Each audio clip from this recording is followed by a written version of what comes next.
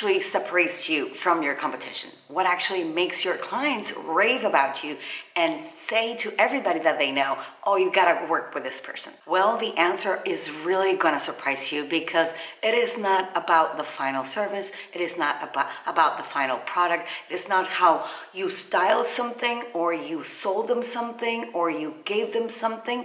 It's more about the experience that they had with you from the moment they became your clients until the sad moment that they actually left you. It is more about the journey, how they got into you, what you gave them along the way, and how organized and what was the journey that you actually presented to them from the moment they started until the moment they finished. So let's look at this in a sequence kind of way.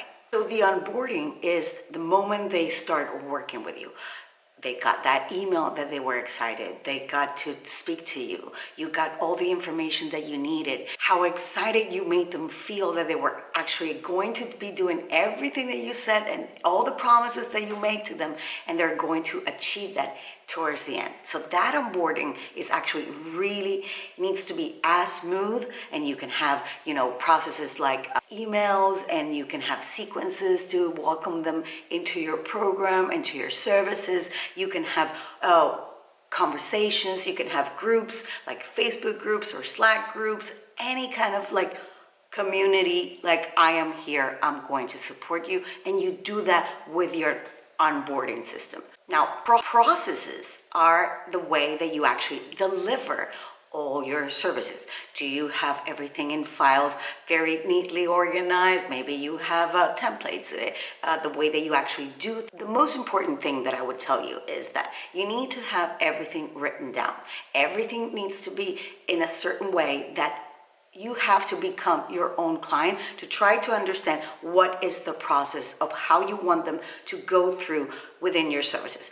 Whether it is, styling or realtor, or you are an interior designer, or you are a conference organizer, an event planner, it doesn't matter. You have to have processes in order for them to actually follow through. Maybe you have things that are in step 1, step 2, in stages. Maybe you have a chronologically, you can show that in a chronological kind of way.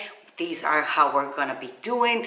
All these things are really important for clients to actually consume, understand, and it will actually make the transition and the whole journey even a lot smoother. Plus, you remove questions and objections along the way if you have these processes already in place when somebody comes in and becomes your client. Your communications are very important, and I've said this many, many times.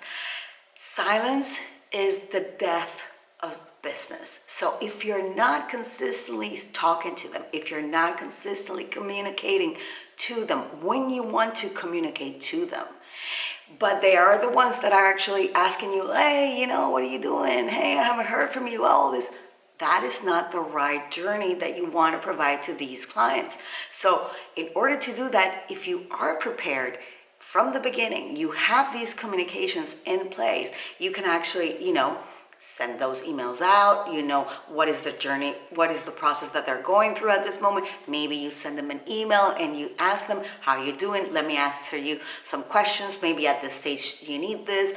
So your communication through this journey is very important. And don't forget to always set boundaries for these communications. These communications need to come from you. And remember, silence is the death of business. Now, the last thing that obviously you need is to have a good set of boarding, like a good farewell.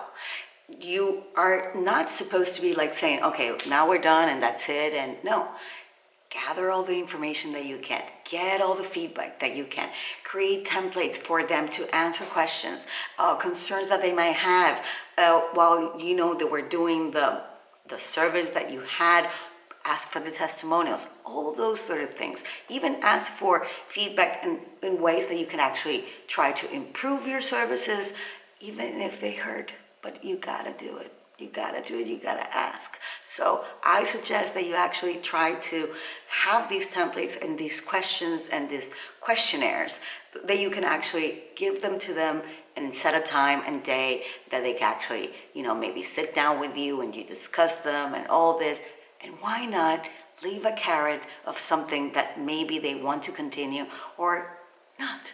But the journey needs to come through your onboarding, your processes, your communication, your offboarding, the way that you treat them and you handle them with care. It will set the whole thing to move forward and for them actually to rave about you, but also recommend you to anybody that they know.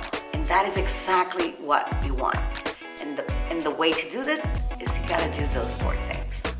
So if you like this video, give it a thumbs up, leave me some comments below, but also if you're watching, subscribe to the channel, and also come and join me on my Instagram where we share more tips about branding, messaging, and marketing. Okay, I'll see you when I see you.